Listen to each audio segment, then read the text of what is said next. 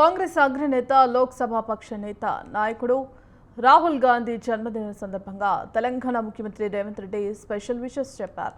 ఈ మేరకు ఆయన సోషల్ మీడియా ప్లాట్ఫామ్ ఎక్స్ వేదికగా ట్వీట్ చేశారు. భారతదేశ ఆశా కిరణానికి జన్మదిన శుభాకాంక్షలు అంటూ కామెంట్ చేశారు. తమ నాయకుడు నిశ్శబ్ద బలం యొక్క స్వరూపం, నిజమైన దార్శనికుడు, దయామయుడు, జ్ఞానవంతుడు, ప్రజల ఆసక్తులను హృదయంలో ఉంచుకున్న వారే రాహుల్ గాంధీ అని అన్నారు. భారతదేశం కోసం పోరాడే సైనికుడు, ఈ దేశాన్ని నిజంగా ప్రేమించే వారందరికీ స్ఫూర్తి.